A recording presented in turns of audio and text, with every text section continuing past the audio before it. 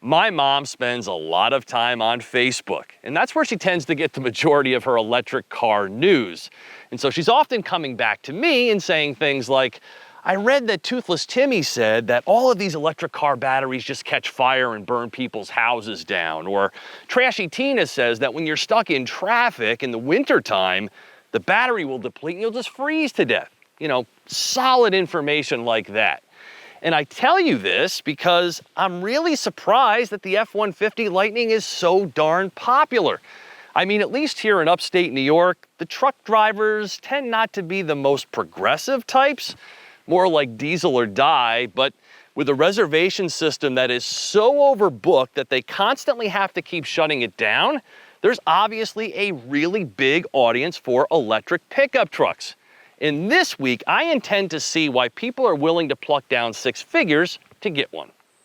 Ford loves to fire up the hype machine, building anticipation for its new models years before they pull into customers' driveways. And though Lightning deliveries began only 4 months ago, it's been several years since Ford showed an electric F-150 prototype towing more than 1 million pounds, and that was after confirming it was bringing one to market.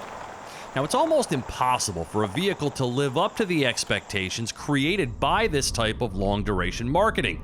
But the Lightning succeeds. It's just that good, and even more so, smart.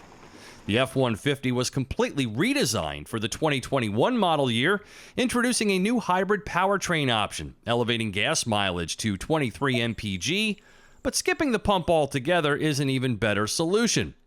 With a commensurately large 131 kilowatt-hour battery pack, 320 miles of driving range, 7,700 pounds of towing capacity, and almost 2,000 pounds of payload capability, this is an honest-to-goodness F-150, just elevated in its operation and cleverness.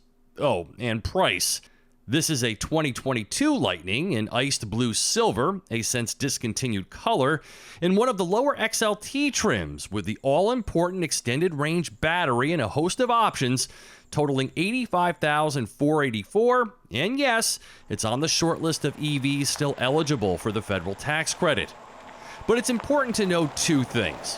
One, Ford only opens the Lightning reservation system periodically and then shuts it down to control customer wait times, so keep an ear to the ground if you're interested. And two, dealers are charging whatever they think you'll pay. My local Ford dealer currently has a Lariat on their lot, not a Platinum, a Lariat trim, and they're asking $110,000, which is $35,000 over sticker. Don't do that. Now, what makes this particular truck so expensive? It's the extended range battery, a $21,500 option, which also bundles the $9,000 312A equipment group. They're tied together. This 130-watt kilowatt-hour battery takes the driving range from 230 miles to 320, horsepower from 452 to 580, and towing from 5,000 pounds to 7,700. Towing technology is one of the biggest battlegrounds in the half-ton segment right now.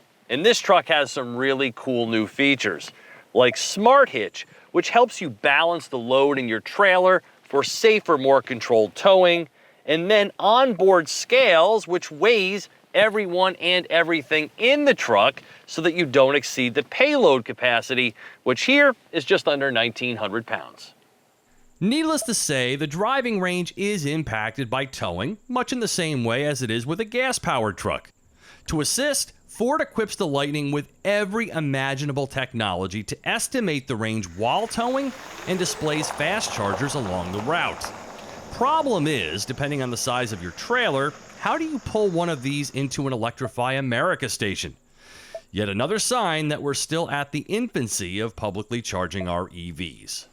Now let's talk about charging for a moment. It would appear as though this truck has two charge ports, right? Based upon these flaps on each side. But in fact, it is only this one here on the driver's side that actually opens. Now, this optional extended range battery on this truck is really, really big. It puts out more than twice as much energy as the battery in my Kona EV, for instance. So taking this back to the garage and plugging it in there would do very little, only about 2 miles per charging hour, which is why Ford includes with this truck something called Ford Station Pro. It's a level 2 charger, which can reduce the charging time down to 8 hours. Just keep in mind, though, that the installation charges for that are on you. Out in public at those DC fast chargers, you're in good luck because at Electrify America, this truck comes with 2 years of complimentary juice ups there. And that only takes 40 minutes to go from 15% to 80%. And yes, you can pull into those newly labeled hyper fast chargers at Electrify America, the ones rated at 350 kilowatts. Just keep in mind, though, that this truck can only take in 150 kilowatts. Oh, and you say you would like to use your truck to charge another EV in distress? Well, this truck can do that as well, but the adapter is extra. With more electrical outlets than I can count, including a 240 volt in the bed, the Lightning can power all sorts of stuff without the need for a noisy gas-powered generator. Even your house during a power outage for up to 3 days, as long as the aforementioned Charge Station Pro is installed with Ford's home integration system. That's a $3,895 accessory, and it doesn't include installation charges. All Lightnings are Super Crew models with the 5.5-foot bed. Here, with a power tailgate, optional spray-in bed liner, and all sorts of cleverness from the integrated tailgate step to the multiple holders and attachment points. Stuff we've seen in the new F-150 before, but still very cool.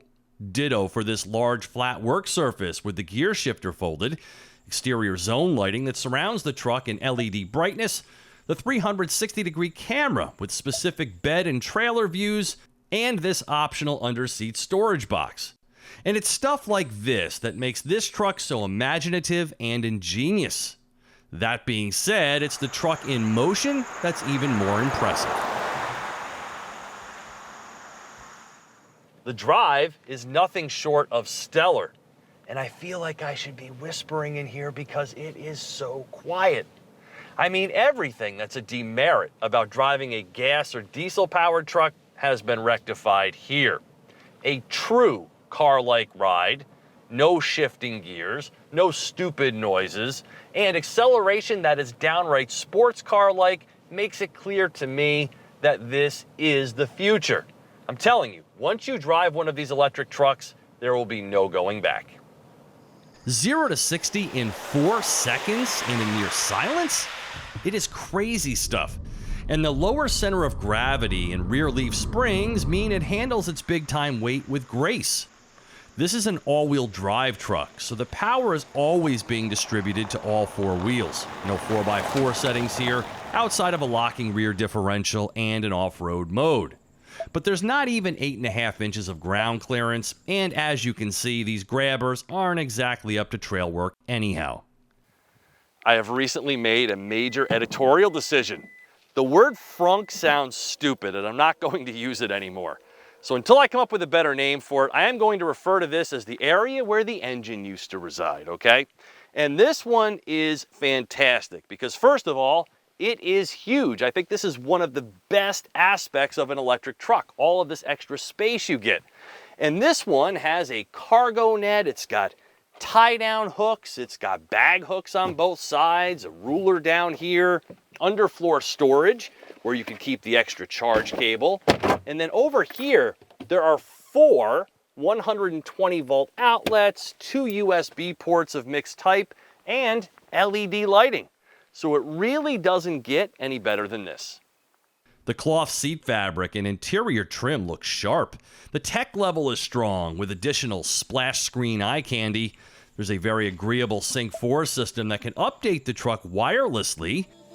Hello, Ford. 99.5 FM. Tuning to FM 99.5. And of course, it's huge and very comfortable inside. No Blue Cruise on this model, however, so no hands-free driving. That's reserved for Lariat and Platinum trims. Does the upcoming Chevy Silverado EV with its Avalanche-style midgate strike a more compelling pose? Yes. Is the off-road capable Rivian R1T incredible in its own right? Again, yes. But the F-150 Lightning is built by a company that's been in the truck game for a little longer than a year, and it is extremely well executed. The hype is real. For topspeed.com, I'm Steve Hammis.